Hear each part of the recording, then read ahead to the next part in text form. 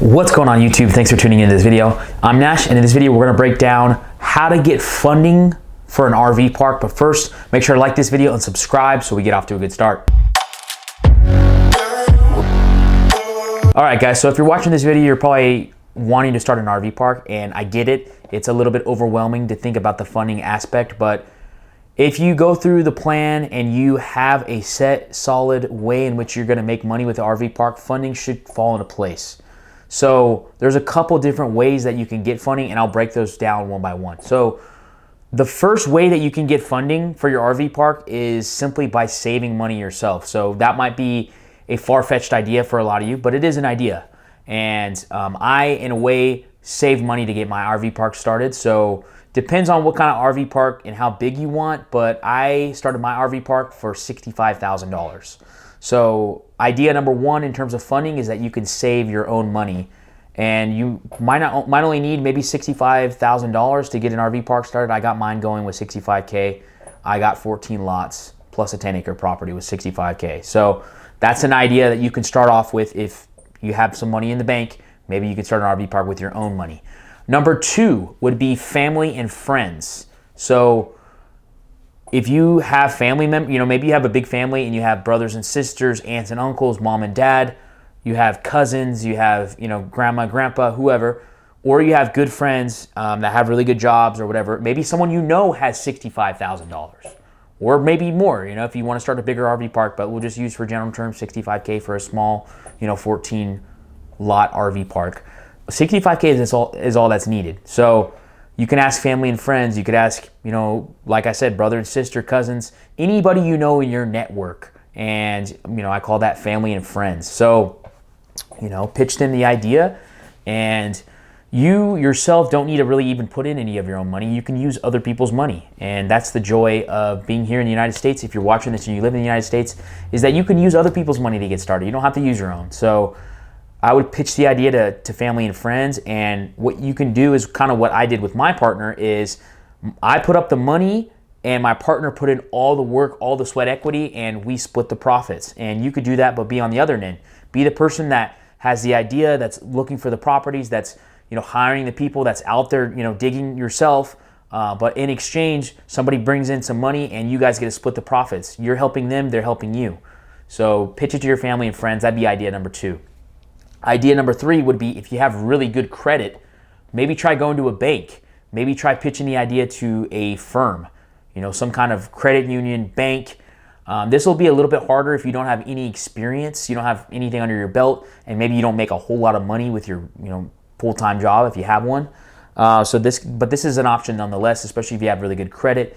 You may be able to get it depending on how good your idea is and the demographics of your area. But you could definitely do a traditional route where you go to a bank, maybe they give you a business loan, or you purchase a property, whatever it is. But a traditional way could be the way to go. And not only that, but you can combine different ideas. So maybe you use a traditional bank to buy a raw piece of land, right? So you just get a mortgage on that land by going through a bank. They give you the money or whatever. And then once you have the property, you then use idea number two, which was family and friends, and you raise money from family and friends in order to get the construction done for the property. So you can combine ideas as well. But I'd say idea number three is to go the traditional route and go with a big bank or big firm that's used to doing this. You'll probably get a good interest rate, but that is an idea.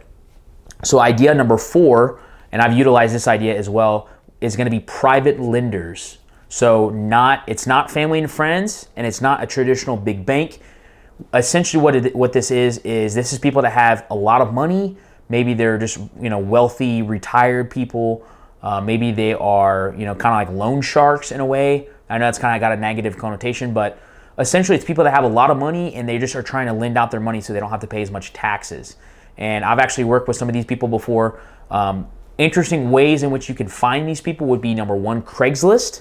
So you can go on Craigslist and literally type up, if you go onto the real estate tab and you go for sale by owner, what I did, this is the exact thing that I did, was I went on there and I typed up my whole idea. Hey, I have an RV park with 14 renters. I'm looking to expand. I need $200,000. Call message for info. And I got tons of calls all the time, and I actually got a deal out of doing that. So you can go on Craigslist and type in your idea, what you're looking to do, and how much money you need and everything, and you'll get calls, you'll get messages. People will contact you, loan officers and people of that regard. So that is an option. Also, you can go on to Facebook groups. You can go to like private lending groups in the group tab on Facebook.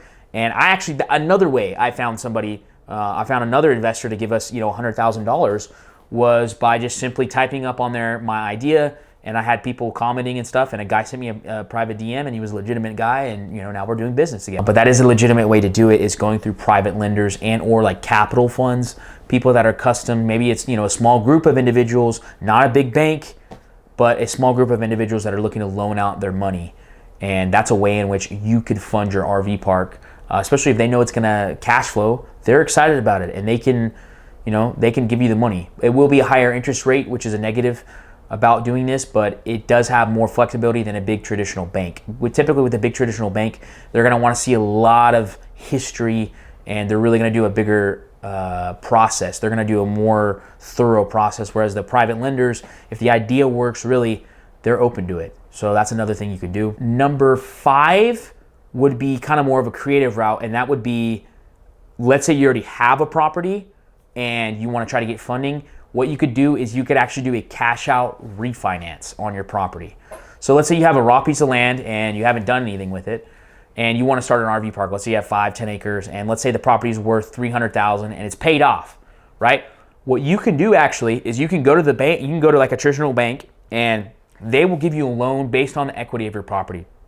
Typically it's about 75 to 80 LTV, which is loan to value, meaning if your property is worth, let's just use basic terms, and if your property is worth $300,000, they'll give you 75% of that, which would be roughly like $230,000. So they'll give you a $230,000 loan in order for you to get your construction done based upon the equity of your property. So essentially they're using the equity of your property as debt, but you can use that loan in order to construct anything you need. So that'd be another way in which you could get funding, would be a cash out refinance, which is number 5 on this list.